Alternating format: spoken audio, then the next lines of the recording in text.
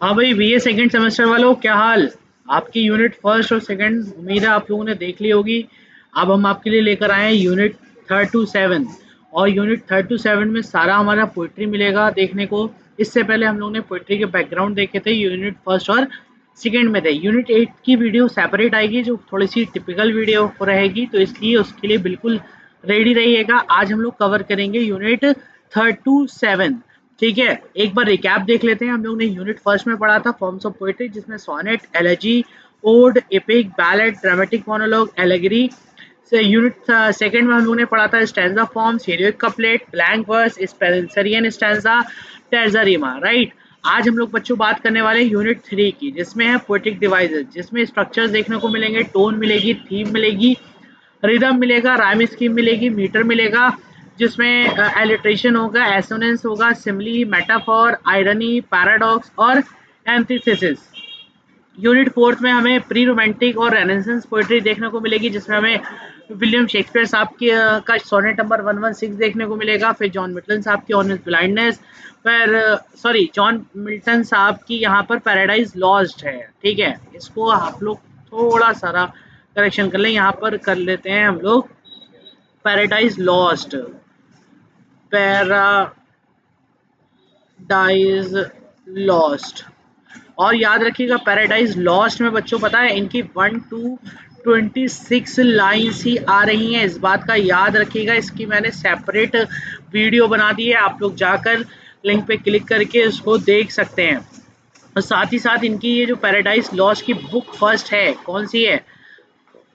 Book first. उस book से इन्होंने क्या करा है, इसको पूछ रहे हैं बुक फर्स्ट, इसको ज़रूर याद रखिएगा। बुक फर्स्ट से इनकी जो 26 लाइन्स है उसको पूछ रहे हैं, तो इस पर ज़रूर ध्यान दीजिएगा। फिर जॉन डन की प्रेजेंस इन एब्सेंस है। फिर यूनिट फिफ्थ में हम लोग पहुँचते हैं, जिसमें ऑगस्टिन एंड रोमांटिक पोएट्री देखने को मिलेगी, जिसमें हमारे अलेक्जेंडर पोप साहब मिलेंगे। जिसके बाद थॉमस ग्रे साहब हैं, फिर विलियम वर्ड्सवर्थ हैं। उसके बाद यूनिट 6 मिलेगी, जिसमें लेट रोमांटिक और विक्टोरियन पोएट्री देखने को मिल रही है। फिर जॉन कीट साहब की हमें ओडन ग्रेशियन अर्न और ओड टू अ नाइटिंगेल देखने को मिलेगी। उसके बाद एल्फ्रेड लॉर्ड टेनिसन साहब की यूलिसिस और ब्रेक ब्रेक ब्रेक देखने को मिलेगी। फिर मैथ्यू अर्नोल्ड साहब की डॉवर पीच है। फिर रॉबर्ट ब्राउनिंग की माई लास्ट डचेस है।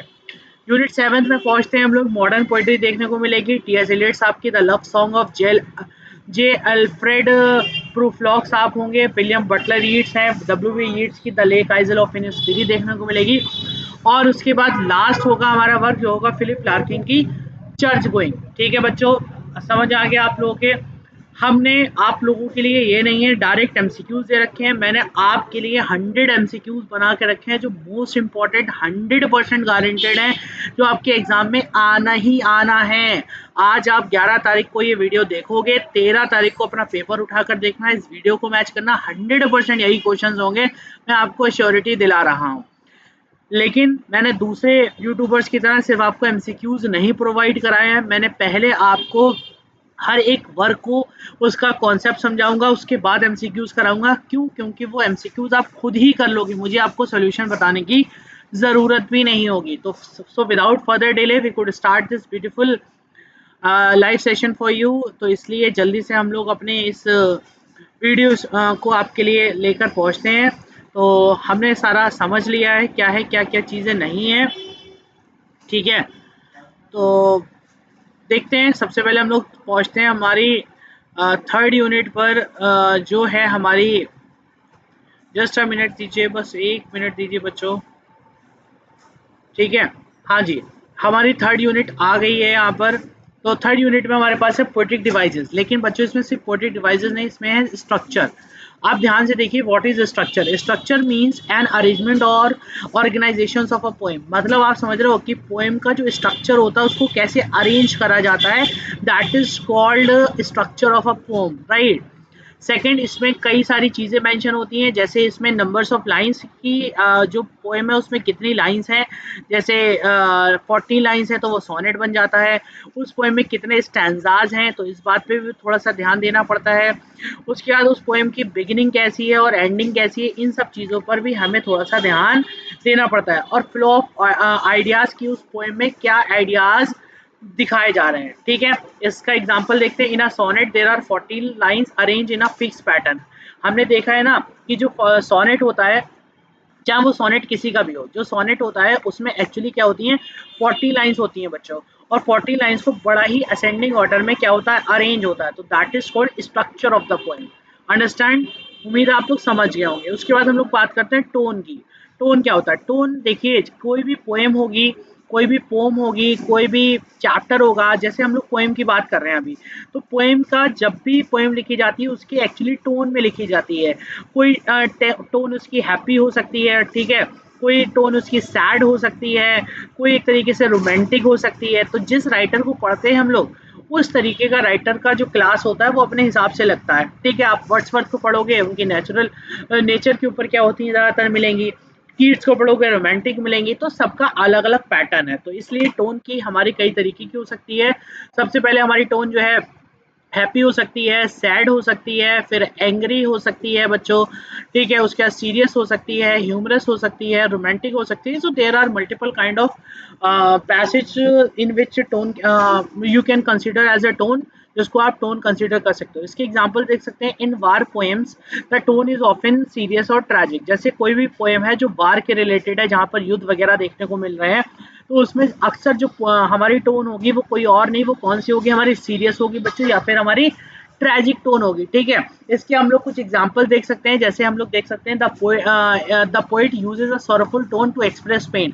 फॉर एग्जांपल कोई पोएट है, उसने कोई दर्द वाली पोएम लिखी है, जैसे कोई एलिजी पोएम है, तो उसमें अक्सर राइटर जो पोएट होगा वो क्या करेगा, वो अक्सर दर्द को महसूस कराएगा, वो पेन को महसूस कराएगा, वो कोई लेमेंटेशन फील कराएगा, वो किसी ना किसी पेन को क्या करेगा, अपनी पोएम के अंदर डालने की कोशिश करेगा। डन सीन है। उम्मीद है आप लोग को समझ में आया होगा। उसके बाद हम लोग थीम की तरफ बात करते हैं। बच्चों याद रखिएगा, टोन और थीम का रिलेटेड थोड़ी सी काइंड ऑफ सिचुएशन सेम होती है। थीम हमारी क्या होती है, जो भी पोएम होती है उसको एक थीम के ऊपर लिखा जाता है। पहले याद रखिएगा, पोएम को लिखने से पहले उसकी थीम डिसाइड करी जाती है कि ये पोएम है और उसको किस थीम पर लिखने जा रहे हैं। तो थीम हमारी लव वाली भी हो सकती है, नेचर वाली भी हो सकती है, डेथ के ऊपर हो सकती है, वार हो सकती है, पैट्रोटिज्म मतलब देशभक्ति के ऊपर हो सकती है, दोस्ती के ऊपर हो सकती है, ह्यूमन सफरिंग, इंसान बहुत परेशान है, हताश है, निराश है, अपनी ज़िंदगी से बहुत टेंशन में है, परेशान हो गया, तो वो जैसे आप फायर एंड आइज ले लो, डस्ट ऑफ स्नो ले लो। तो ये सब चीज़ें क्या है, एक तरीके से ह्यूमन सफरिंग्स के ऊपर है, इंसान परेशान था, रॉबर्ट फ्रॉस्ट ने उसके ऊपर लिख दी थी पोएम। तो ये सारी चीज़ें हैं। एग्जाम्पल्स की बात करो, in many romantic poem loves and beauty are the major themes. आप जितनी भी रोमांटिक पोएम लोगे, उन सब में बच्चों मोस्टली पोएम जो हैं वो हमारे लव को और साथ ही साथ ब्यूटी और सुंदरता को क्या कर रही होंगी, कवर कर रही होंगी अपने साथ। उसके बाद बच्चों हम लोग बात करते हैं very important point, that is rhythm. Rhythm क्या होती है और राइमिंग स्कीम क्या होती है, इसको जरा ध्यान से सुनिएगा। रिदम क्या होती है? Rhythm is a musical movement और beat in a poetry. Poetry के अंदर जो म्यूजिकल मूवमेंट होता है या पोएट्री के अंदर जो बीट्स वगैरह होती है उनको ही हम रिदम बोलते हैं। ठीक है, हर गाना जैसे होता है उसकी एक रिदम होती है, किस रिदम पे गाना क्या कर रहा है, बन रहा है, क्या हो रहा है, क्या नहीं हो रहा है। जैसे स्ट्रेस पैटर्न होता है, रेपिटेशन ऑफ साउंड्स होता है, मीटर होता है, इसके हिसाब से रिदम बनती है। जैसे कोई पैटर्न है उसी को फॉलो कर रहे हैं, कोई पोएम है उसमें एक पैटर्न फॉलो हो रहा है, वही कंटिन्यू पूरी पोएम हो रहा है, तो that is called the pattern of the poem. कोई वर्ड्स हैं, साउंड्स है, वो बार बार वही रिपीट करे जा रहे हैं, ठीक है, तो उसको भी हम रिदम बोलते हैं। मीटर भी हमारा वही सेम प्रोसेस फॉलो करता है। Rhythm makes poetry pleasant to read. याद रखिएगा, वेरी इंपॉर्टेंट पॉइंट, पूछा जाएगा, देखिएगा पूछा जाएगा कि कौन सी चीज पोएम को सुकून और प्लीजेंट बनाती है पढ़ने के लिए। तो आपका आंसर होना चाहिए रिदम इज द मटेरियल, या rhythm is the process that make any poem pleasant to read. Rhythm एक ऐसी चीज है जो पोएम को क्या करती है, प्लीजेंट बनाती है पढ़ने के लिए। जैसे हम कहें ट्विंकल ट्विंकल लिटिल स्टार, तो ये क्या है, this line has a smooth rhythm. इस लाइन की एक स्मूथ रिदम है, क्यों? क्योंकि इसमें ट्विंकल ट्विंकल वर्ड बार दो बार साउंड क्या हो गई, रिपीट हो गई। अभी मैंने आपसे बोला था ये रिपीटिशन ऑफ साउंड से भी क्या होती है, रिदम हमारी बनती है। तो इस पर फोकस करिएगा बच्चों, ठीक है।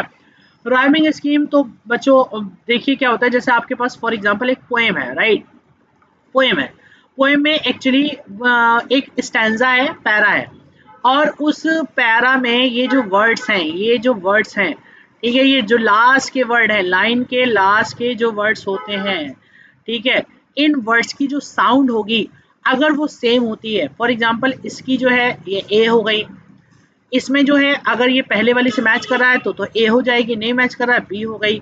अब सी वाले में क्या हो रहा है, जो पहले वाले का लास्ट वर्ड था वही सी का लास्ट वर्ड है, तो आपने लगा दिया। डी वाले में क्या है, जो सेकंड वाले का लास्ट वर्ड साउंड थी वो इसमें है, तो इसलिए इस पोएम को हम लोग राइमिंग स्कीम के नाम से भी बोल सकते हैं, या फिर ये बोलते हैं कि पोएम की राइमिंग स्कीम इसी तरीके से क्या करी जाती है, इसी तरीके से निकाली जाती है। इस बात पर जरूर फोकस करिएगा, राइमिंग स्कीम इसी तरीके से निकाली जाती है, ठीक है, ओके, डन। उसके बाद हम लोग बात करते हैं हमारे we use like pattern A B C D, जैसे मैंने अभी आपको सिखाया था ए बी, ठीक है। तो जैसे द सन इज ब्राइट, तो ए हो गया, क्यों ब्राइट का, अगर आप ब्राइट को पढ़ोगे तो ब्राइट की जो साउंड निकल रही है वो ब्राइट है। अब लाइट ब्राइट, ब्राइट लाइट, दोनों में देख लो एच टी आ भी रहा, साउंड भी सेम हो रही है, तो इसी को पहले वाले की तरह ए लिख दोगे। अब हाई, हाई ना ब्राइट से मैच कर रहा है साउंड, ना लाइट से मैच कर रहा है, तो जाहिर सी बात है यहाँ पर आपको नया अल्फाबेट देना पड़ेगा, जो आपने दे दिया बी। अब स्काई हाई, देखो लेटर मैच नहीं है लेकिन साउंड मैच है, इसलिए मैंने आपसे बोला था वर्ड की साउंड पे फोकस करिएगा, ना कि लेटर्स के ऊपर। तो यहाँ पर ये भी क्या हो गया, बी हो गया, तो हमारा इसका पैटर्न क्या बन गया, ए बी बी, ये हमारा राइमिंग स्कीम हो गया, डन।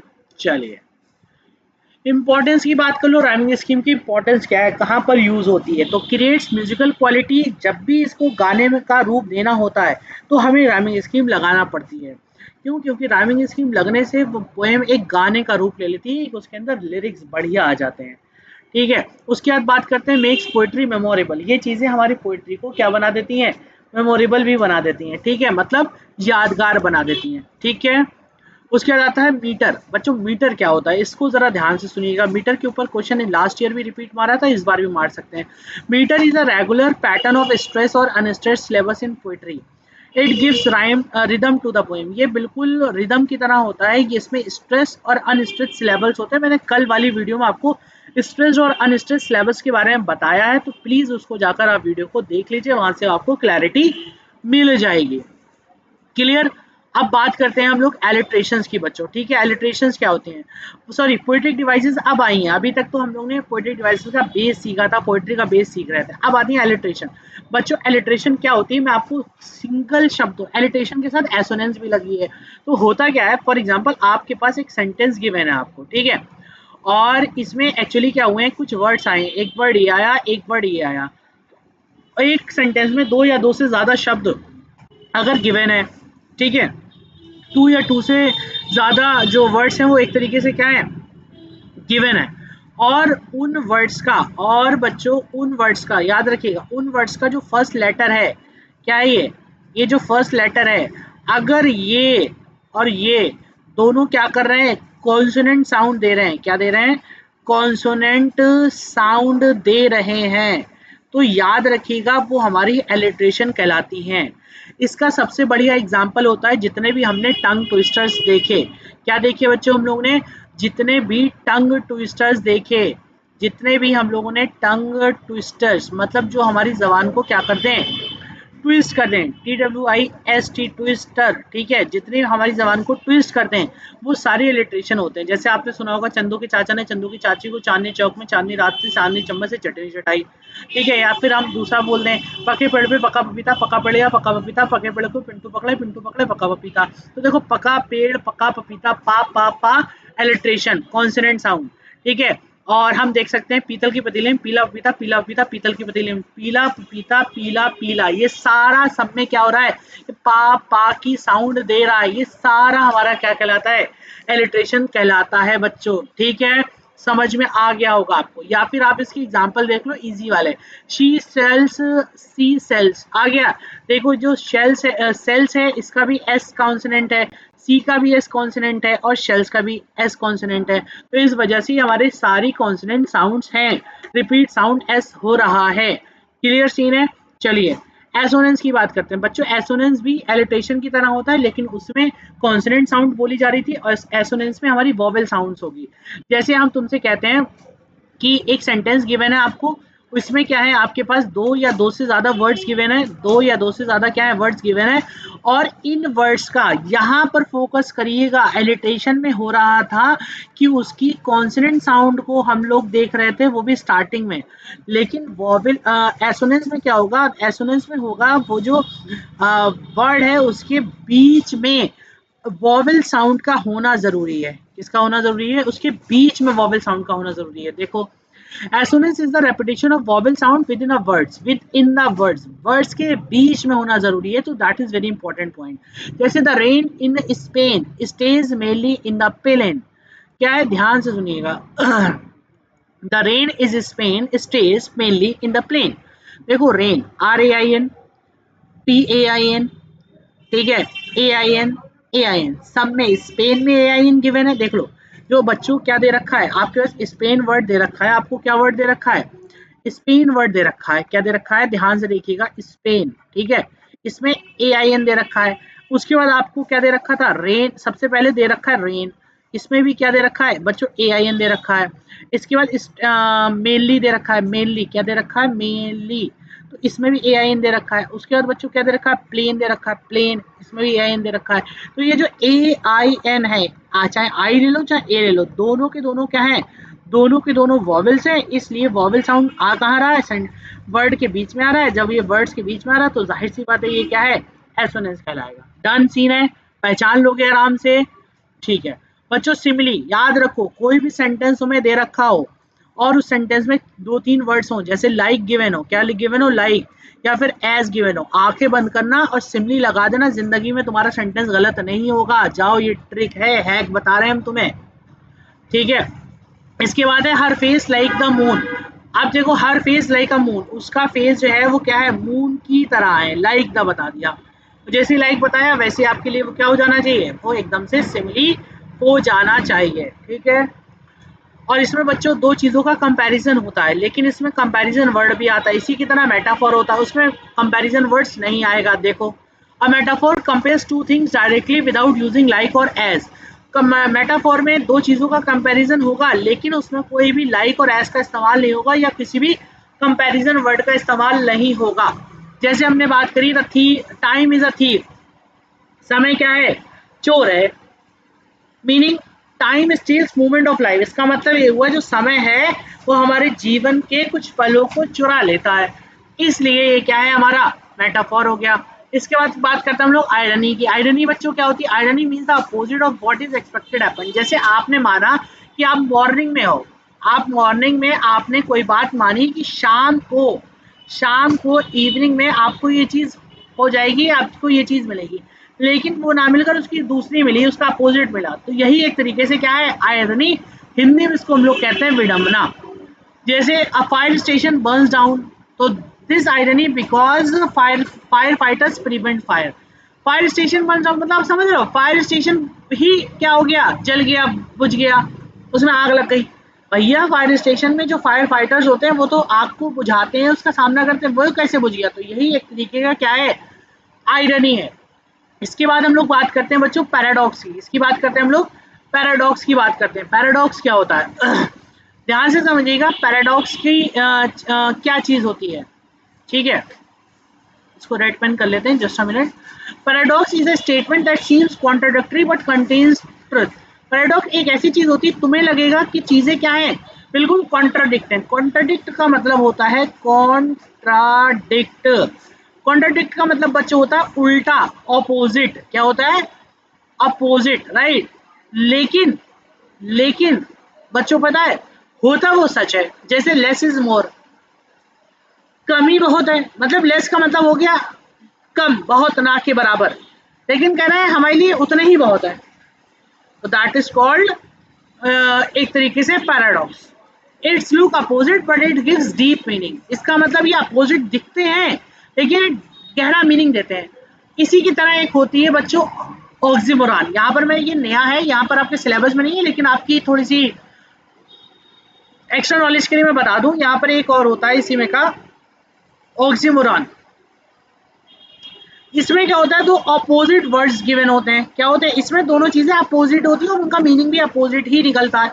जैसे हम तुमसे कहें Kapil Sharma is seriously funny, तो कपिल शर्मा भी है, वो सीरियसली भी है, फनी भी है, भैया ये कैसे हो सकता है? तो दोनों का मतलब अलग हो गया, लेकिन इसमें क्या होगा, दिखने में तो अपोजिट होंगे पैराडॉक्स में, लेकिन मीनिंग क्या होगा, एक तरीके से सेम होगा, सही होगा। बच्चों उसके बाद आता है हमारे पास एंटीथेसिस। क्या आता है, एक मिनट, हाँ, फिर हमारे पास आ जाता है antithesis. Antithesis means placing opposite ideas together for contrast. Opposite ideas को साथ मिलाकर क्या करना, मिलाना, दैट इज एंटीथेसिस। जैसे speech is silver but silence is golden.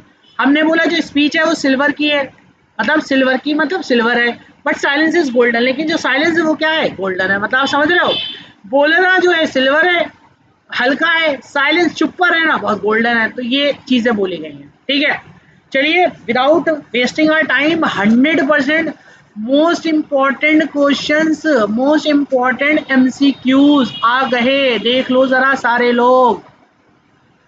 क्या देखिएगा, सबसे पहले आपसे बोला कि the explicit regular pattern of stress and unstress syllables in a line poetry is called. बच्चों अभी हमने तुम्हें बताया था स्ट्रेस और अनस्ट्रेस सिलेबस किस में आएगा, राइमिंग स्कीम में। तो एबीसीडी आता है। राइमिंग स्कीम में क्या बताया था आपको, राइमिंग स्कीम में अभी हमने आपको बताया ए बी सी डी, तो ये तो वो हो गया। एलिट्रेशन में हमने तुम्हें बताया कॉन्सोनेंट साउंड रिपीट होता है। एसोनेंस में हमने तुम्हें बताया वॉवेल साउंड रिपीट होता है। तो मीटर ही तो बचा है जिसमें एक तरीके से सिलेबल्स मेंशन होते हैं। तो आपका सही जवाब क्या हो जाएगा, metre. And iambic foot consist of which sequence of syllables. ठीक है बच्चों, ये एक तरीके से क्या होगा, आयम्बिक जब भी आपके लिए क्या आ जाए, आयम्बिक पेंटामीटर, इसका पूरा नाम क्या होता है, iambic pentameter. Iambic pentameter, iambic pentameter जब भी आ जाए तो समझ जाना उसमें एक क्या होगा, अनस्ट्रेस्ड होगा, दूसरा क्या होगा, स्ट्रेस्ड होगा, एक दूसरे को फॉलो किया जा रहा होगा। और वो किस में हो रहा है, वो सिर्फ बी वाले में हो रहा है। यही बिल्कुल सही जवाब हो जाएगा। सेकंड बच्चों बात करते हैं, single standard line of iambic pentameter contains exactly how many syllables in total.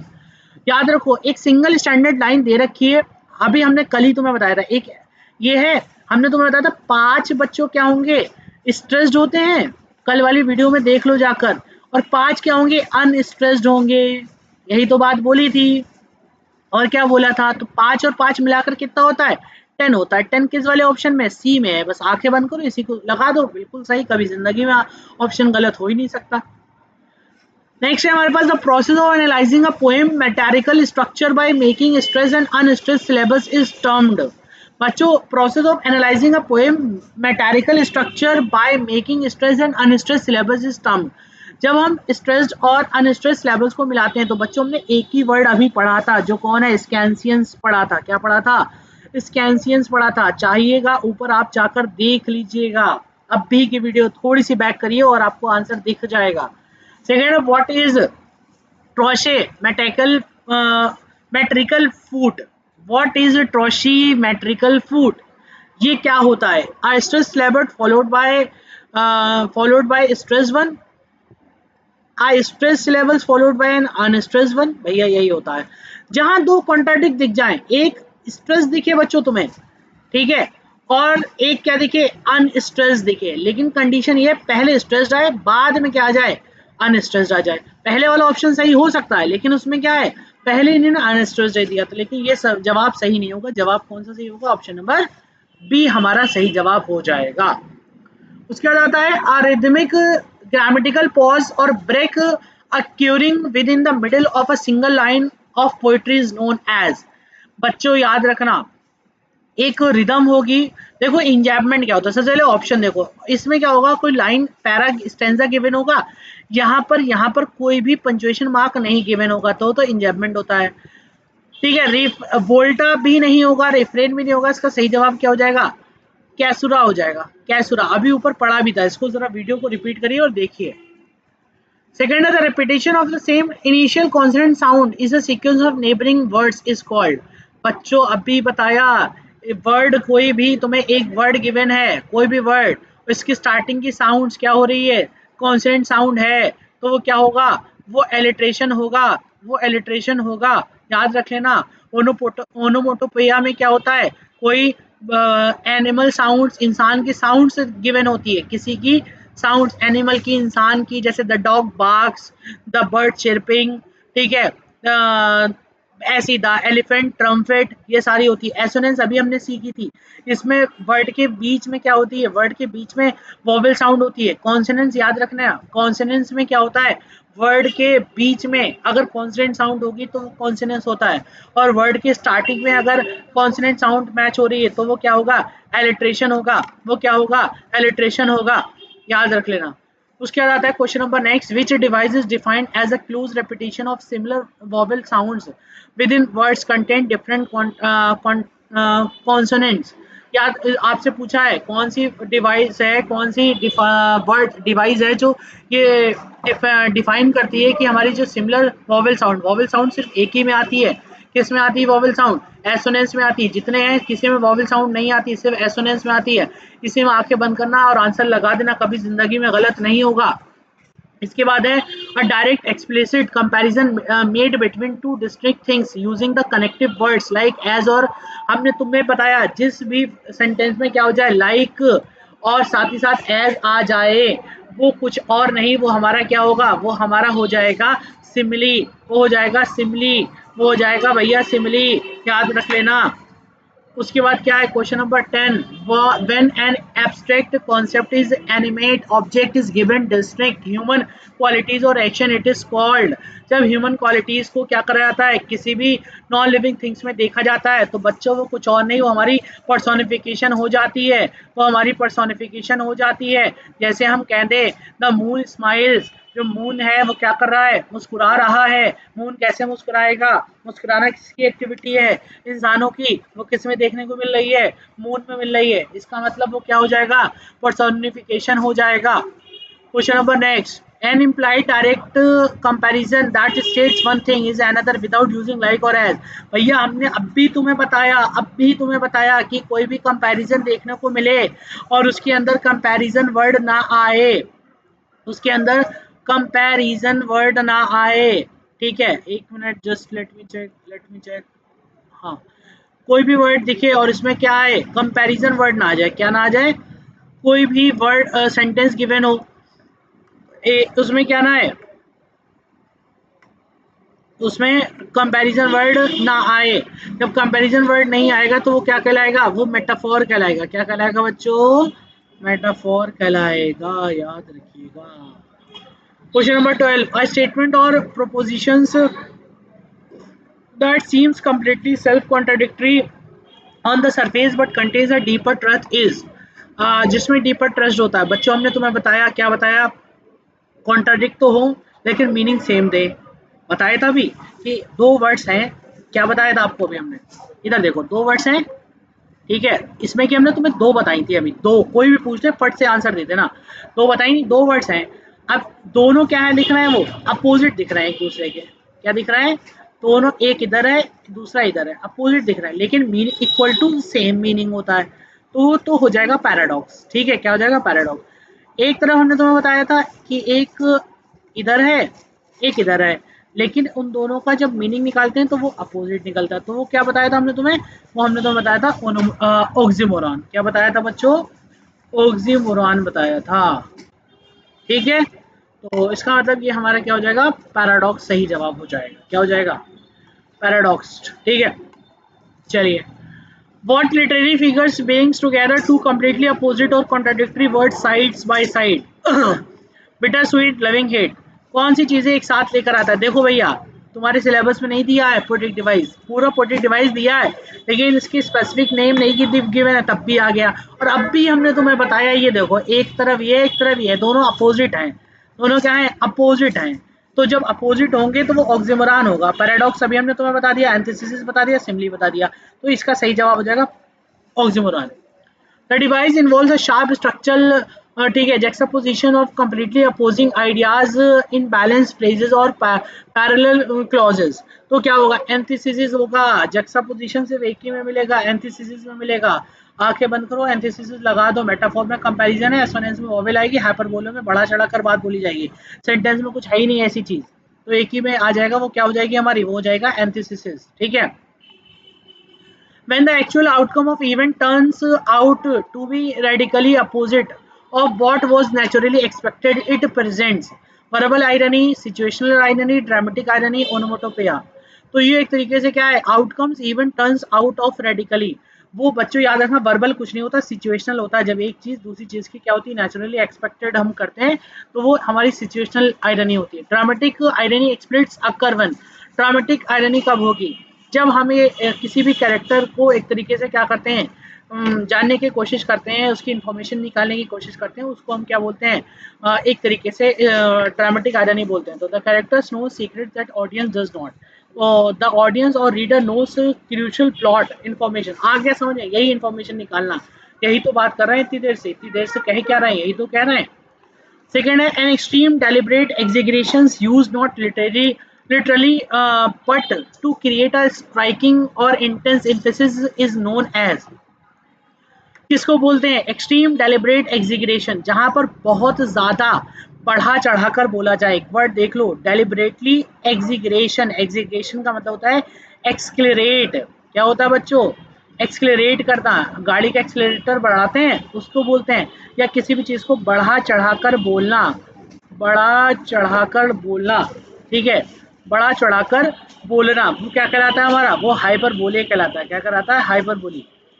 ठीक है, उसके बाद आता है the general overarching attitudes और emotional stance of the poet speaker towards the subject matter of the poem is termed the, उसको क्या बोलते हैं, जब हम किसी भी वर्ड्स के को देखते हैं और देखने के बाद उसके बारे में क्या करते हैं, एक तरीके से इमोशनल स्टांस को देखते हैं, पोएट्स स्पीकर्स किसके मैटर की बात कर रहा है, तो उसको बच्चों हम लोग टोन बोलते हैं, कि किस बारे में बात हो रही है, किस वजह से लिखी जा रही है पोएम, तो उसको हम लोग टोन बोलेंगे। ठीक है, उसके बाद आप फ्रेज और line that is symmetrically repeated at specific regular intervals through out a poem often at the end of the stanza is, इसको क्या बोलेंगे, अब भी बताया था, इसको बोलते हैं हम लोग रिफ्रेन। क्या बोलते हैं, रिफ्रेन बोलते हैं, रिफ्रेन।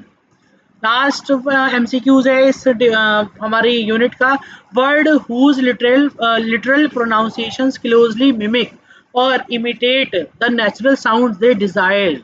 हमने अभी तुम्हें बताया था, किसी भी अभी हमने तुम्हें बताया था, द बर्ड्स आर चिरपिंग, ठीक है, द बीज आर बजिंग, ठीक है, द स्नेक इज हिजिंग। तो ये सारी एनिमल्स और इनकी साउंड्स हैं, और साउंड सिर्फ एक ही में आती है, वो किस में आती हैं, ओनोमोटोपेया में आती है, इसके अलावा किसी में भी नहीं आती हैं, याद रखिएगा।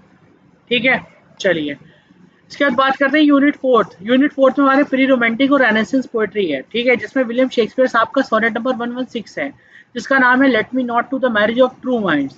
बच्चों बहुत इंपॉर्टेंट है, इसको जरूर पढ़िएगा। इसमें है क्या एक्चुअली, इसमें शेक्सपियर साहब ने क्या करा है, बताया है कि the sonnet is written by William Shakespeare. In this poem Shakespeare describe the true meaning of real love. इसमें इन्होंने ट्रू लव के बारे में बात करी है।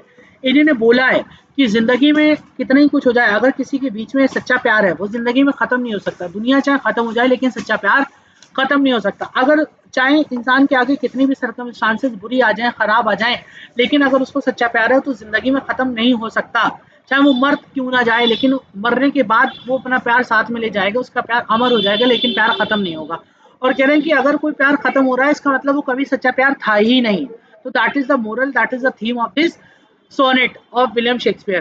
ठीक है, यही है। तो इसमें आप देख सकते हो, he says that true love is a constant pure unchanging, it is not change by time difficulties and circumstances. चाहे कितना बुरा समय आ जाए, कितनी मुश्किलात आ जाए, कितनी भी बुरी सिचुएशन आ जाए, लेकिन आपका ये जो समय, ये जो एक तरीके से चीजें हैं, वो कभी जिंदगी में खत्म नहीं होने वाली हैं। The poet compares true love to a guiding stars that helps lost ships find their way. He also says that physical beauty fades with time. उसने ये भी बताया, जो समय के चलते जो फिजिकल ब्यूटी है वो क्या हो जाती है, ज़रूर हल्की पड़ जाती है, लेकिन अगर किसी इंसान का क्या है, सच्चा प्यार है, तो उसको ब्यूटी से, बाहरी ब्यूटी से कोई इम्पैक्ट नहीं पड़ता, उसको स्पिरिचुअल ब्यूटी से प्यार होता है, उसको फिजिकल ब्यूटी से प्यार नहीं होता है। That is very important point. इसकी मेन थीम क्या है, eternal and unchanging love. Main theme यही है, अनचेंजिंग लव, जिंदगी में कभी नहीं चेंज होगा। टोन क्या है, सीरियस है, कॉन्फिडेंट है और फिलोसफिकल है। इंपॉर्टेंट मैसेज क्या है, true love is permanent and remains faithful is in every situation. True love हमेशा परमानेंट रहेगा, हमेशा एक तरीके से फेथफुल रहेगा, कभी भी बदलेगा नहीं। इसलिए जो है इसलिए हम इस पोएम को देख सकते हैं। तो ये हमारी शेक्सपियर साहब की सोनेट नंबर 116 थी। ठीक है, उसके बाद बात करते हैं हम लोगों को जॉन मिल्टन साहब की पैराडाइज लॉस्ट की। याद रखो पैराडाइज लॉस्ट एक तरीके से मॉक एपिक है, पूरा महान ग्रंथ लिखा हुआ है जॉन मिल्टन ने। और जॉन मिल्टन जो एक तरीके से बहुत अर्ली एज में बेचारे ब्लाइंड हो गए थे, लेकिन तब भी उन्होंने इतना बढ़िया एक तरीके से एपिक लिख दिया कि जिसका कोई अनमैचेबल है। और इसकी बुक की जो पहली 1 to 26 लाइन्स है वही आपके सिलेबस में आ रही हैं। ठीक है, तो इसको जरूर आप ध्यान से पढ़िएगा। इसमें इन्होंने ठीक है, शेक्सपियर साहब ने इन्होंने अपना जो एक तरीके से क्या है पैराडाइज लॉस्ट है, ये एक्चुअली ऑनेस्ट ब्लाइंडनेस दे दिया, लेकिन ये सॉरी यहाँ पर थोड़ा सारा चेंज है, तो कोई बात नहीं, हम लोग पैराडाइज लॉस्ट की बात कर लेंगे। पैराडाइज लॉस्ट में हमारे जॉन मिल्टन साहब ने एक तरीके से क्या किया है, जॉन मिल्टन साहब ने पूरी का पूरा क्या करा है, बताया है कि कैसे वो कम एज में जो थे अंधे हो गए थे। उसके बाद कह रहे हैं कि उन्होंने एक ऐसे टॉपिक को पिक किया लिखना जिसमें लोगों ने कभी उसमें एंटर करने की कोशिश, लिखना तो छोड़ो एंटर करने की कोशिश भी नहीं करी। जिसमें उन्होंने बताया कि वो जो एक तरीके से यूनानिया देवी है वो उसको उसने रिकॉल किया। उसने कहा तुम जहाँ पर भी होगी पहाड़ों पे पर्वतों पर मैं वहाँ आ जाऊँगा, मैं तुमसे वहाँ पर एक तरीके से क्या कर लूँगा, मिल लूँगा आकर। ठीक है, और वो ये भी कहता है उससे कि जो है मैं एक तरीके से ऐसे टॉपिक को आज टच करने जा रहा हूँ जिस टॉपिक को कभी भी किसी दूसरे इंसान ने एक तरीके से टच नहीं किया है। और जो है यही सारी चीज़ों को उन्होंने बताया। उन्होंने बोला भी है कि क्या हम जो है अपनी चीज़ों को मेंस का फर्स्ट डिसोबीडियंस कर लिया था। हमारे गॉड ने बोला था कि जो है वो एक नॉलेज का ट्री था जिसका फ्रूट था जिसको मत खाना, लेकिन तब भी लोगों ने, पहले इंसान ने उसका डिसओबीडियंस करा, उसको खा लिया। खाने के बाद जैसे उसको खाया तुरंत दुनिया में तबाही और एक तरीके से बुरा टाइम आ गया था। लेकिन फिर भी ये चीज़ें चलती रहीं। लेकिन उसके बाद एडम और ईव आए, उन्हीं ने क्या किया था, ये जो डिसओबीडियंस का एक तरीके से परेशानी चल रही थी वो उससे उन्होंने क्या करा था, हम दुनिया वालों को, लोगों को, इंसानों को क्या करा था, बचाया था। उसके बाद उन्होंने यही बोला कि ये एक तरीके से फॉरबिडन ट्री है जिसको मना किया गया था। ट्री ऑफ नॉलेज भी बोला गया है। लोगों ने ये समझा कि इससे हम खाएंगे इसका फल तो हमें नॉलेज मिल जाएगी, लेकिन वो एक तरीके से मना किया गया था, तब भी ये किया गया। उसके बाद इस पोएम में इसके कॉन्सिक्वेंसेस कुछ अलग आ गए। कॉन्सिक्वेंसेस जब अलग आ गए तो जाहिर सी बात है दुनिया में दर्द और दुख से क्या हो गया, पूरी दुनिया भर के लोगों का जो पैराडाइज था, पैराडाइज का मतलब ही होती है जन्नत होता है, जिसका सिनोनिम्स ईडन होता है, प्लाजा होता है, बहुत सारे मीनिंग होते हैं इसका। ठीक है, और लोगों का जो पैराडाइज थी, जो जन्नत थी, वो लोगों ने क्या कर दी थी, खो दी थी। तो यही इस पोएम में देखने को मिलेगा। इसके बाद आती है बच्चों जॉन डन की प्रेजेंस इन एब्सेंस। बहुत अच्छी पोएम है, लव पोएम है ये। प्रेजेंस इन एब्सेंस बच्चों एक पोएम, ऐसी पोएम है जहाँ पर हमारी जो जॉन डन साहब हैं उन्होंने क्या करा है, उन्होंने एक लव पोएम लिखी है जो एक्सप्रेस करती पेन ऑफ सेपरेशन, लोगों के अलग होने के दर्द को बताती है। उन्होंने बताया कि एक बिलव्ड और लवर अगर आपस में एक दूसरे से अलग हो जाते हैं तो वो उनके दिल पर क्या बीतती है, उनके दिल पर कितना उनको पेन होता है। उसके बारे में बात करते हैं। जब वो एक इंसान जब फिजिकली अपार्ट हो जाते हैं, मतलब फिजिकली दूर हो जाते हैं, लेकिन उनके इमोशंस, इनकी स्पिरिचुअल जो कनेक्शन है वो एक दूसरे के साथ ही रहते हैं। और कह रहे हैं कि अगर कोई वो सच्चा प्यार होता है तो ज़िंदगी में वो दूर कितना हो जाए, फिजिकली कितना दूर हो जाए, लेकिन वो उनका जो इमोशंस और जो एक तरीके से उनका प्यार है वो आपस में ऐसे ही बना रहता है, ऐसे ही उनके कनेक्शंस बढ़िया रहते हैं। ठीक है, तो ये इस पोएम हमें, इसकी मेन थीम जो है लव एंड सेपरेशन है, स्पिरिचुअल कनेक्शंस है, मेमोरी और लॉन्गिंग्स है, इमोशंस अटैचमेंट्स को भी दिखाएगी ये poem. The tone of the poem is emotional, reflective and deeply romantic, इसकी पोएम की ये थीम है। ठीक है, चलिए टाइम ना वेस्ट करके सीधे अपने एमसीक्यूज पे चलते हैं। बहुत इंपॉर्टेंट एमसीक्यूज हैं, तो इनको जरा ध्यान से देखिएगा। एमसीक्यूज हैं ये हमारे इम्पोर्टेंट, पक्का ये आ जाएंगे तुम्हारे 13 तारीख के एग्जाम में। 13 को जो तुम्हारा एग्जाम है इसमें ये एमसीक्यूज जरूर रखे होंगे, देख लेना। चलिए, तो पहला है Shakespeare's let me not to the marriage of true minds is officially indexed in which sonnet number. भैया सीधा लगा दो 16 100। अब भी बताया था 116 में तो है ही इनका सीधा सीधा। किसमें, 116 में, इसको लगा दो टिक। इसका तो पूरा टाइटल भी 116। What is the primary thematic subjects explored by Shakespeare in sonnet 116। 116 में उन्होंने कौन से सब्जेक्ट को उठाया, तो बच्चों उन्होंने unchanging nature of true love, मतलब सच्चे प्यार को बताया कि सच्चा प्यार कभी भी वो अलग नहीं हो सकता, वो अमर रहेगा। इंसान मरता चला जाए लेकिन उसका प्यार कभी ख़त्म नहीं होगा, अगर वो सच्चा प्यार है। अगर अलग हो गया, ख़त्म हो गया, तो कभी सच्चा प्यार था ही नहीं। आ गया समझ में बच्चों? इसके बाद क्वेश्चन नंबर 3 है, in which 116 sonnet Shakespeare compares true love metaphorically to which guiding object. किससे इन्होंने बोला है? हमने, आप मेरी वीडियो देखो बच्चों जाकर, बेंडेड रिंग पार्क या फिर एवर फिक्स मार्क करके वर्ड्स आए हैं, जिसको इन्होंने नॉर्थ स्टार बोला है, जिसमें राइटर शेक्सपियर ने नॉर्थ स्टार्स को बोला है कि जब नदी में जो जहाज वगैरह गुम जाते हैं तो उन जहाज वगैरह को उनका सही रास्ता, सही डायरेक्शन दिखाने के लिए नॉर्थ स्टार्स क्या करते हैं, काम करते हैं। तो बच्चों पूरी बुक सिर्फ 3 से 4 मिनट में पूरी पोएम खत्म कर दी है, उसका निचोड़, उसका पूरा पोस्टमार्टम किया है, जाकर देख लो।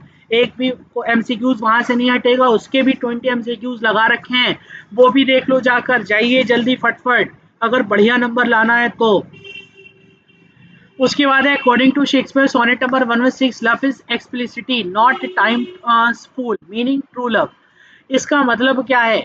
इसका मतलब बच्चों यही है कि does dies quickly when youth fades, नहीं साहब, डज नॉट एल्टर और decay under the influence of time and physical ageing. Time's fool का मतलब ये नहीं है, लव एक्सप्लिसिट का मतलब ये नहीं है। इसका मतलब ये है, चाहे आप कितना भी दूर हो जाए, कितना डिके हो जाए, लेकिन आप कभी भी फिजिकल एजिंग से आपका प्यार खत्म नहीं होगा। आप कितने बूढ़े हो जाओ, लेकिन अगर सच्चा प्यार है तो खत्म नहीं होगा। तो इसके लिए आपका सही जवाब हो जाएगा बच्चों, बी ऑप्शन सही हो जाएगा। सेकेंड है, what is the specific structural poetic form of Milton's on his blindness. Milton की ऑन हिज ब्लाइंडनेस जो है, वो एक तरीके से क्या है, उसका स्ट्रक्चरल पोएम क्या है, वो बच्चों इटालियन सोनेट्स में दे रखी है। ये नहीं है लेकिन तब भी क्वेश्चंस पूछ लें तो बता दीजिएगा, ठीक है। इसमें एक्चुअली ऑन इज ब्लाइंडनेस के एमसीक्यूज है, कोई बात नहीं, मैं उसको करवा देता हूँ आपको, रुक जाइए, जस्ट लेट मी चेक। हाँ, ये आ जाइए। John Donne is universally classified as the pioneer and leader of which specific school of English poetry. बताइए, वेरी वेरी इंपॉर्टेंट पॉइंट, जब भी जॉन डन का नाम लिया जाए तो बता देना वो मेटाफिजिकल पोएट थे। वो कौन से थे? मेटाफिजिकल पोएट थे, इसको पे ही टिक लगा देना। What is the central thematic core of John Donne's prescribed poem Presence and Absence? John Donne के प्रेजेंट एंड एब्सेंस कौन सी उसकी सेंट्रल थीम है? तो उसमें सीधी सी थीम थी, जो प्रेजेंट एंड एब्सेंस का मतलब यही था कि अनुपस्थिति में उपस्थिति थी। तो कंप्लीट डिस्ट्रक्शन ऑफ लव नहीं, पूरी तरीके से तबाह नहीं था, वो अलग जरूर थे लेकिन उनकी एक दूसरे की आत्माएं साथ में रहती थी। तो ट्रू स्पिरिचुअल लव, बस सेकंड वाला ही इसका सही जवाब हो जाएगा। क्या हो जाएगा? B option will be the right one.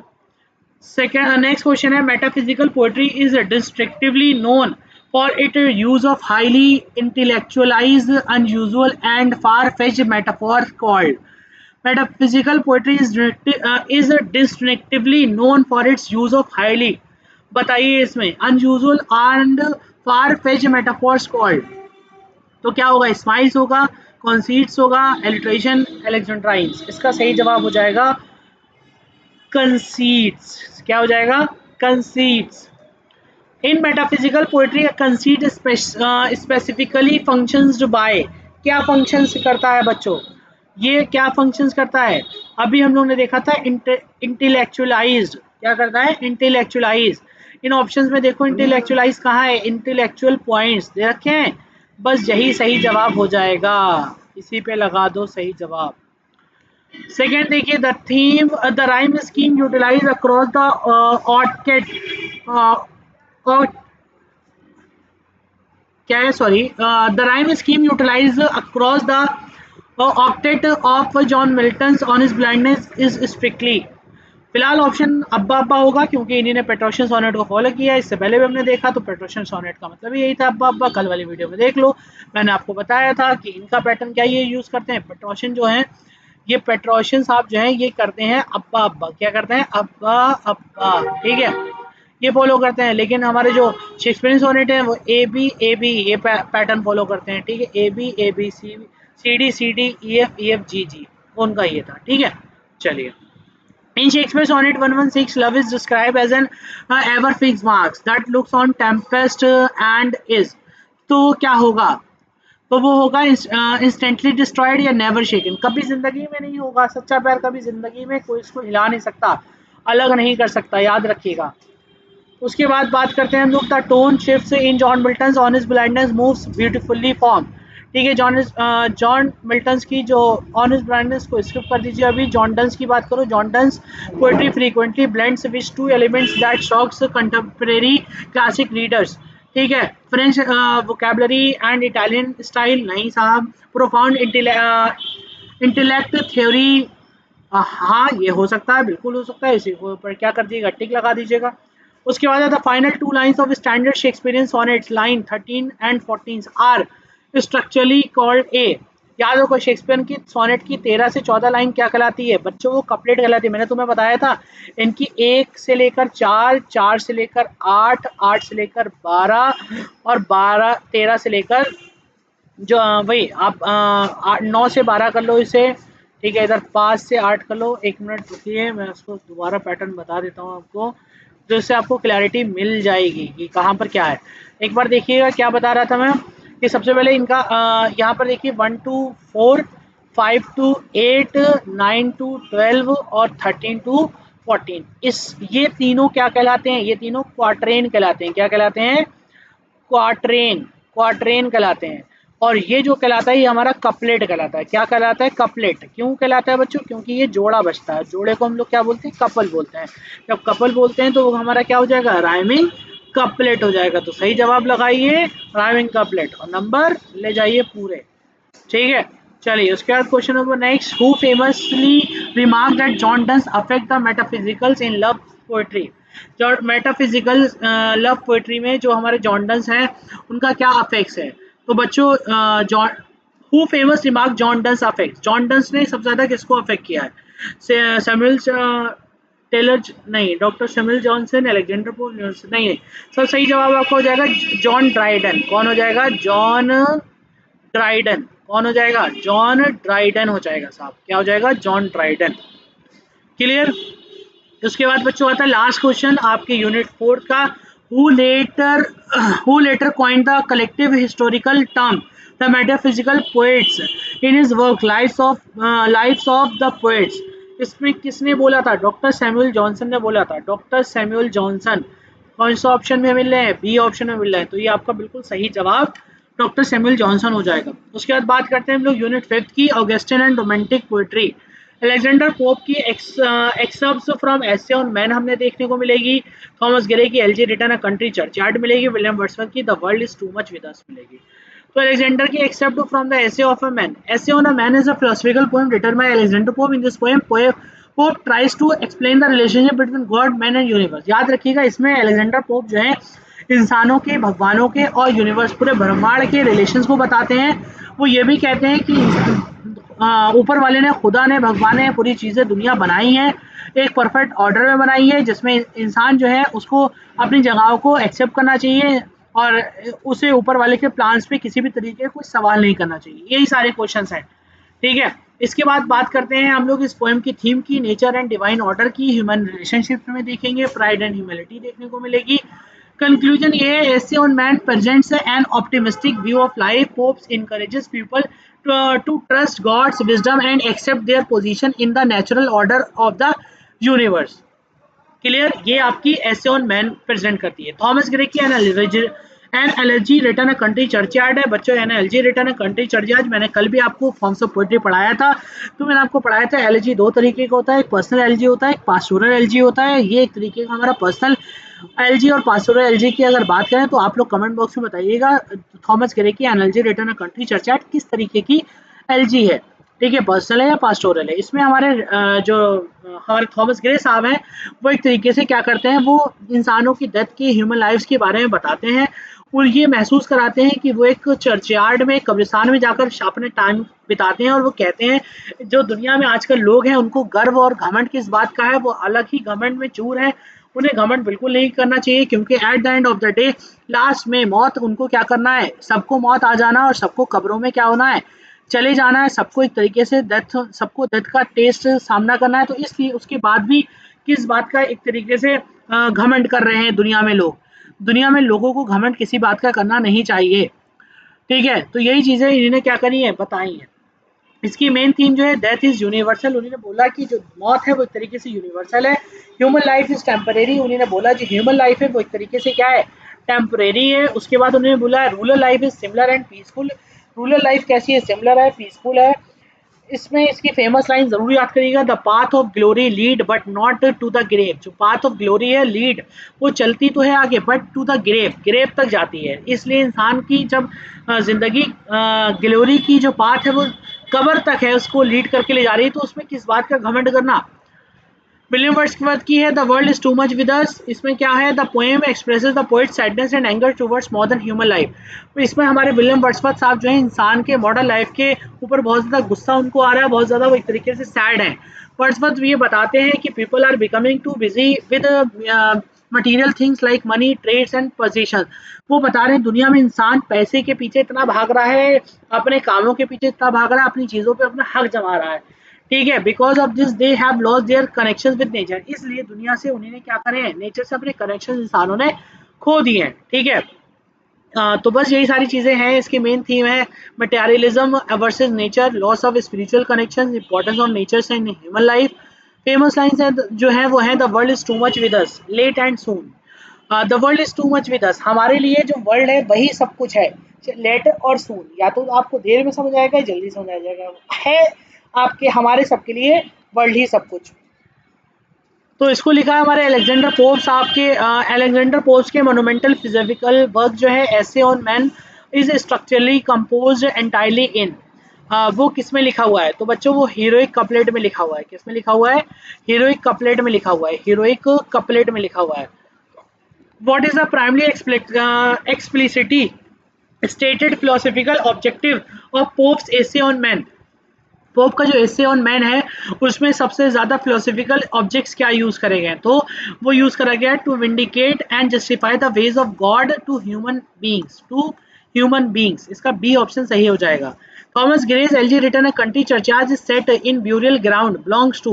वो ब्यूरियल ग्राउंड जो था वो किसके लिए था, वो याद रखना, वहां के जो विलेजर्स थे, वो जहाँ के जो विलेजर्स थे, ठीक है, और साथ ही साथ जो कॉमन पर्सन थे, जो कॉमन पीपल थे, उनको दिखाया गया। तो क्या है, the poor simple and obstruct rustic life villagers, उन्हीं लोगों के लिए था, तो याद रखिएगा। उसके बाद आ गया हमारे पास, what specific poetic stanza layout does Thomas Gray use across his entire elegy. उन्होंने अपनी पूरी एलजी में किस चीज के ऊपर सबसे ज्यादा बात करी है, उन्हें सबसे ज्यादा हीरोइक क्वाट्रेंस की बात करी है। 4 lines of iambic pentameter rhyming scheme, हमने अभी आपको बताया था।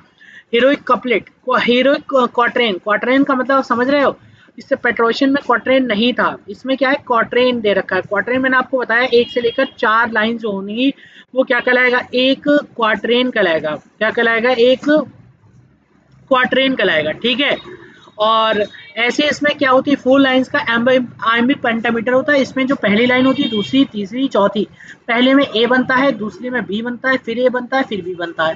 ठीक है, ये शेक्सपियर का पैटर्न फॉलो करते थे। और पेट्रोशियन का हमने तुम्हें बताया था, अब्बा अब्बा, ए बी बी ए कहलाता है। तो ये हम उसको देखते हैं।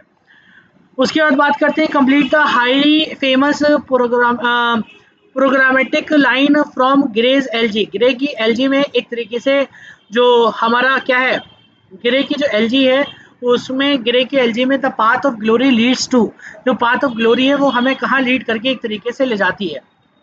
ठीक है, टू। तो इसका सही जवाब हो जाएगा हमारे पास the royal throne, the grave. नहीं भैया, कुछ भी कर लो, हमने बताया ना, चाहे तुम्हारे पास कितना बड़ा थ्रोन हो, तुम्हारे पास कितना बड़ा मुकुट हो, तुम कितने बड़े कहीं के राजा हो, सबको मरना है, चाहे तुम किसी को देख लो। ठीक है, हिटलर तक मर गया तो फिर बात ही क्या बची। William Wordsworth is globally held as the absolute high priest of which literary movement. Literary movement में विलियम वर्ड्सवर्थ को एब्सोल्यूट हाई प्रिस्ट कब बोला गया, कौन से मूवमेंट में, तो याद रखना रोमांटिक मूवमेंट, क्योंकि उनको नेचर पोइट थे वो, उनको रोमांटिक मूवमेंट में ही क्या करा गया था, हाईएस्ट प्रिस्ट बोल दिया गया था कि वो बहुत सन्यासी हैं और बहुत ज्यादा बड़े पुजारी हैं एक तरीके से। What is the specific sub-genre of Wordsworth's prescribed text? The world is too much with us. The world is too much with us का जो एक तरीके से पूरा टाइटल है, वो जो prescribed text है वो क्या है, वो एक तरीके से हमने तुम्हें बताया। वर्ड्सवर्थ ने क्या करा, इटालियन सोनेट को फॉलो करा, और इटालियन सोनेट का मतलब ही हो गया वो पेट्रोशियन सोनेट। पेट्रोशियन सोनेट याद रख लेना। उसके बाद बात करते हैं what is the core target of William Wordsworth fierce critic in the world is too much with us. In the world is too much with us में वर्ड विलियम वर्ड्सवर्थ का फियर्स क्रिटिक क्या था? तो ये तो वो सही जवाब हो जाएगा।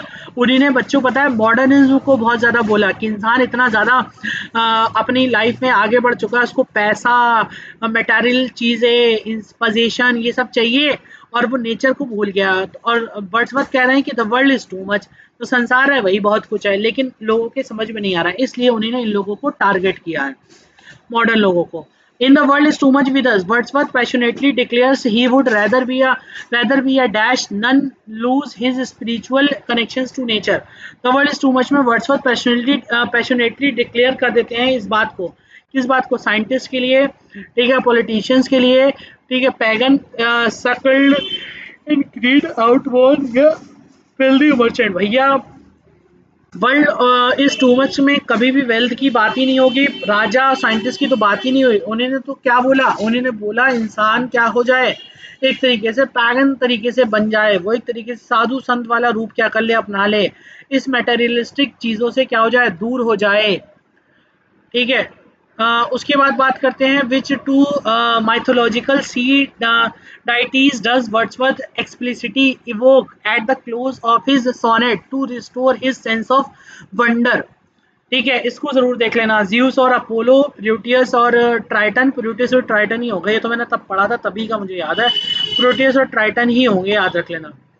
इस पोएम को आप गो थ्रू करोगे तो आपको इजली चीज़ें, टेक्निकल चीज़ें पता चल जाएंगी, इसलिए हमने इसको शेयर अपने यूट्यूब चैनल पे अपलोड कर रखा है। आप लोग वहाँ से जाकर इसको जल्दी जल्दी पढ़ लीजिए, 3-3 4-4 मिनट में पूरी पूरी पोएम मैंने जल्दी जल्दी फिनिश करी है, आप लोग का टाइम ना वेस्ट हो, इसलिए सिर्फ आप लोगों के लिए बनाई है ये। Which historical compilations published in 1798 by Wordsworth and College officially launched at the English Romantic era? तो याद रखना 1798, बहुत टाइम पहले जब मास्टर्स में हम थे तब पढ़ा था। 1798 में सिर्फ और सिर्फ लिरिकल बैलेट की बात करी गई। किसकी बात करी गई है? लिरिकल बैलेट्स की बात करी गई। तो लिरिकल बैलेट्स किस में दे रखा है? बी वाले ऑप्शन में दे रखा है, ये लगा दो आके बंद करके, सही ऑप्शन हो जाएगा। अलेक्जेंडर पोप्स की एसे ऑन मैन जो है, asserts that humanity occupies an intermediate, ठीक है, paradoxical position in the universe known as, इसको क्या पुकारते हैं? Great chain of being. इसी को लगा दो, ग्रेट चेन ऑफ बीइंग्स को लगा दो, ग्रेट चेन ऑफ बीइंग्स को ही लगा दो। नेक्स्ट दे रखा है Thomas Gray is historical grouped into which transitional category of 18th century poet. 18th century poets की कौन से ट्रांजिशनल कैटेगरी को बात करी है हमारे थॉमस ग्रे ने? तो याद रखना उन्हीं ने ग्रेवयार्ड स्कूल्स की बात करी है और प्री रोमांटिक की बात करी है। आपके पास ऑप्शन में जब आएगा तो प्री रोमांटिक आएगा, अगर नहीं आया तो ये ग्रेवयार्ड स्कूल की बात करी है। तो कंफ्यूज मत होना, इन्हीं में से, दोनों में से कोई भी आ जाए, लगा देना answer. The mournful ringing of the evening bell that opens Thomas Gray's LG is explicitly called the curfew, refrain, knell और chime। बताइए, इसका सही जवाब हो जाएगा नेल। क्या हो जाएगा? नेल। ये पढ़ना पड़ेगी आपको पोएम, तभी जाके क्लियर हो पाएगा। An essay on men, Pope famously writes, "To err is human, to forgive 100% guaranteed." Question लिख लो, आ रहा है तुम्हारे पेपर में ये 100% गारंटेड। तो वो क्या है? वो एक तरीके से डिवाइन है। क्या है? डिवाइन है। क्या है? डिवाइन। नेक्स्ट है what phrase best describe the poetic vocabulary and that Alexander Pope used and words later vigorously rejected? बच्चों थोड़ा सा पानी पी रहा था। What a phrase best describe poetic vocabulary and Alexander Pope used and Wordsworth। अच्छा, कौन से poetic device को अलेक्जेंडर ने यूज किया था और साथ ही साथ वर्ड्सवर्थ ने उसको रिजेक्ट कर दिया था? बताइए साहब।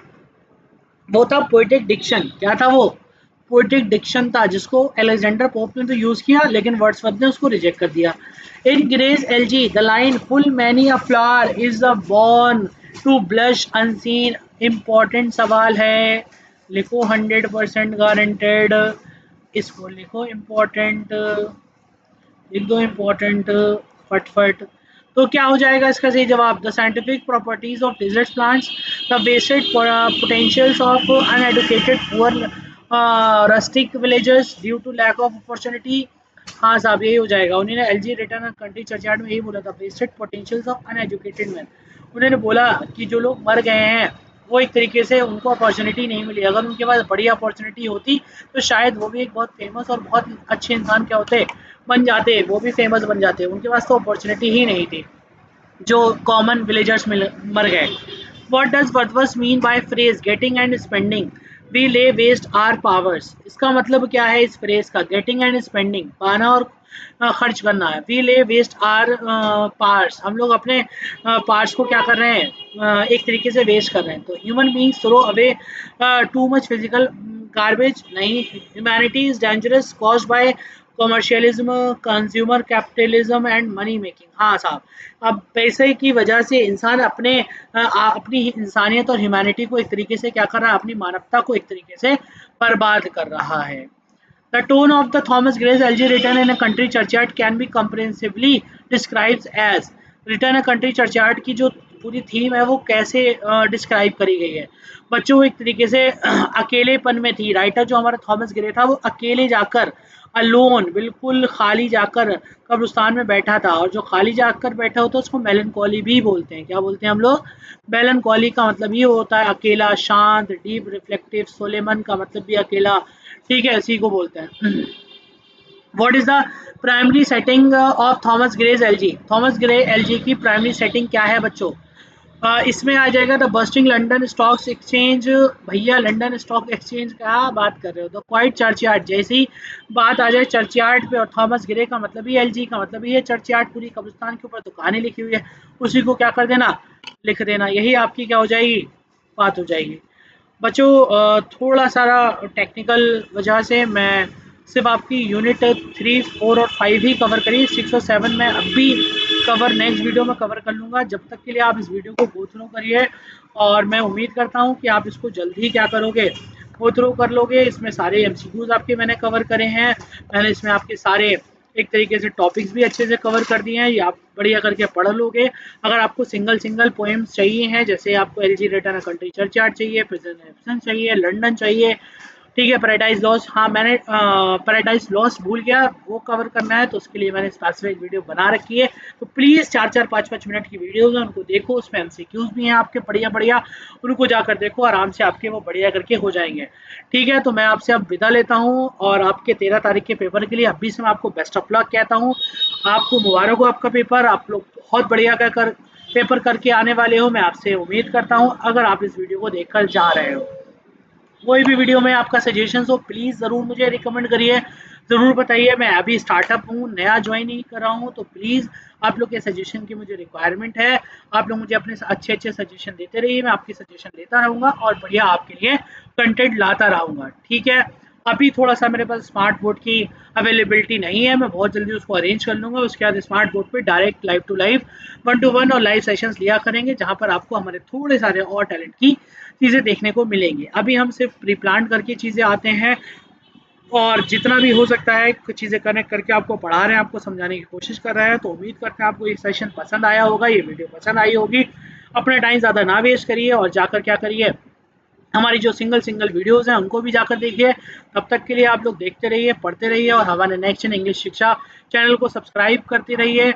मैं नया एक तरीके से, हम लोग नए यूट्यूबर्स हैं तो हमको थोड़ा सा आपकी सपोर्ट की नीड है, आप लोग सपोर्ट करते रहिए, हम ऐसे ही बढ़ते चले जाएंगे और आपके लिए बहुत बढ़िया फ्री में कंटेंट लाते रहेंगे। मैं आपको अश्योर कर रहा हूँ, मैं कभी भी आगे जाकर आपका अपना कंटेंट पेड नहीं करूँगा, हमेशा आपको फ्री ऑफ कॉस्ट पढ़ाता रहूँगा। इसलिए हमारे चैनल को सपोर्ट करते रहिए, अपने दोस्तों तक हमारी वीडियो को भेजते रहिए, जिससे हमारा चैनल ग्रो करता रहे।